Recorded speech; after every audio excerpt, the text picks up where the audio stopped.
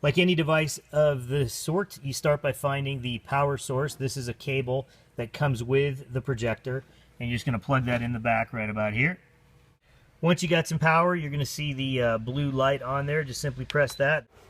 As a trick, when it turns on, I always like to put my hand right here just as it's warming up, just so that I know it's on and that it is warming up. Okay, the projector is officially warming up on our little sample whiteboard / screen right now. Good. It's not perfectly centered, you'll see on the screen, but that's pretty close. But that's good. I don't want it to be centered, so you can see how we're going to make the adjustment. All right, for the educational assemblies, you're going to need some type of source device. The source meaning where is the video and audio coming from.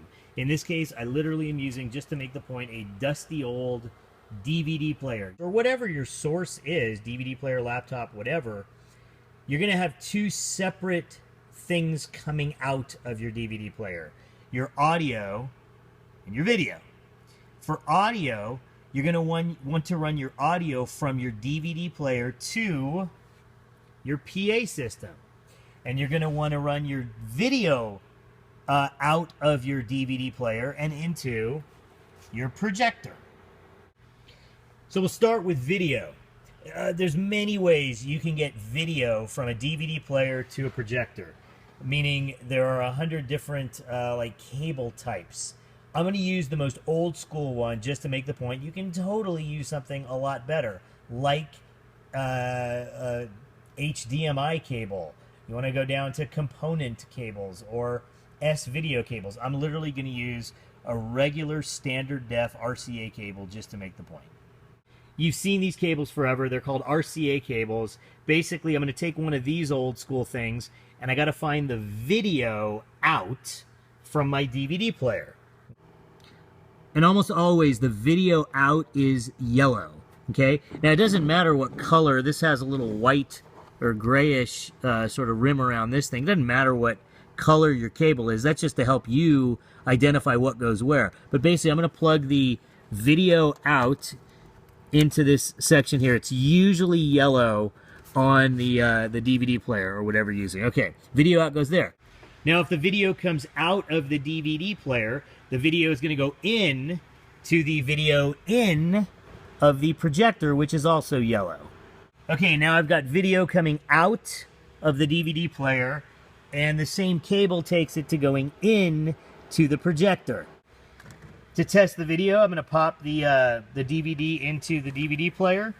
With audio, it's basically the same exact theory. We're going to go audio out. You'll see here on the right here, very common, you got the white and red audio outs for left and right. So we got to get the audio out of the DVD player and into our PA system. Problem is, as you can tell, there's no RCA inputs on our PA system. In other words, how are we going to get this looking thingy to go into one of these looking thingies here? Well, it's called Radio Shack. We're using this model. You find a cord that is that has a 1/4 inch jack on one end, and it splits off. And at the other end, it becomes the two audio RCA cables, the red and the white. So obviously the red will go in the red and the white's going to go in the white. Okay, then obviously we're gonna come out of the DVD player with our two audio RCA cable outs coming out of the DVD player through the cable into the. It's gonna combine it into the 1/4 inch jack here. And you want to put that into the L mono on your PA system. You want to go into the mono input. And once it's in the mono input, you've got your little channel. It's reading it beautifully. So you can obviously have your volume here. Turn your master volume up. This is a very inexpensive, basic, and fine way to do it for what we're doing. It's a nice clear picture. I don't know if you can see it through the phone, but a nice enough clear picture for the schools we're doing. You don't need to overdo it with major component cables.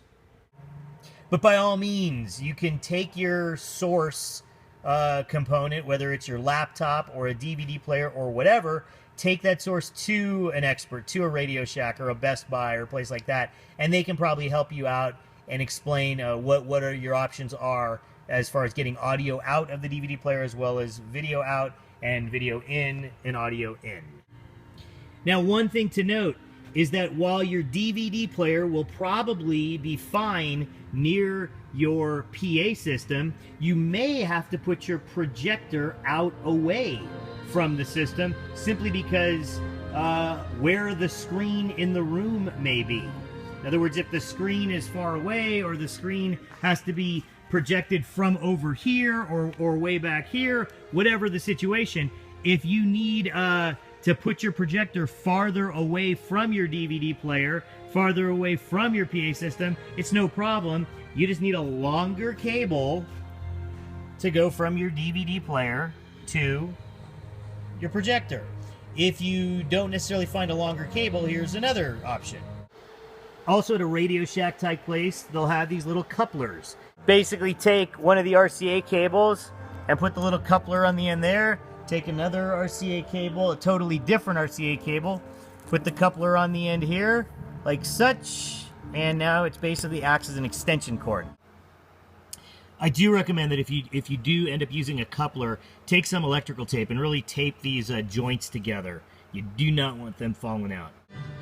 Now you can ask some of the guys how they do it, but for me, I always wanted to have about a 25 to 30 foot cable and or 25 to 30 feet worth of cable, even if it included one of the extensions, one of the little couplers.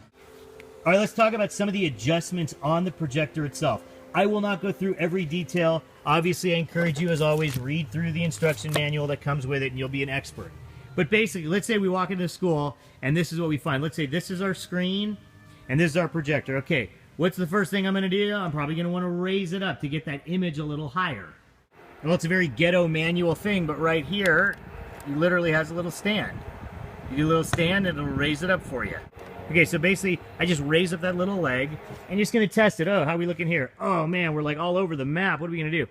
Okay, well, obviously, just move the projector a little bit till you get it, or move the screen. You do have a remote control, which comes with the projector. Some of the functions on the remote control sometimes are more comprehensive than they are on the actual console. I'm not sure about this particular Epson. But basically, here's one function. For example, let's say I want the screen's further away. Like this screen is very close. Let's say the screen's further away. Well, I would push the wide button, and it's going to widen out the picture. Pretty basic. It'll keep widening and widening and widening. Okay, this is as wide as the screen will go. Well, I want it wider. Well, then you got to move the projector further away from the screen, or move the screen further away from the projector. Either way, it may require, hence, having that larger, longer cable to go to your projector. Chances are the screen at the school is not moving anywhere. You can move your projector as far back. Okay, so let's say it happened to be this close. Then I'm going to push in the telly, and I'm going to bring it back to make it a little closer there. Couple features you'll use often. One is the focus. This is a real quick pulling focus. By moving that knob back and forth, I don't know if you can see, there you go, you can see it getting blurry. I just find the spot that's, to your eye, the most crisp. Another basic function is called the keystone. This knob right behind the focus, you move this back and forth like this, and as I'm moving it back and forth, here's what's happening.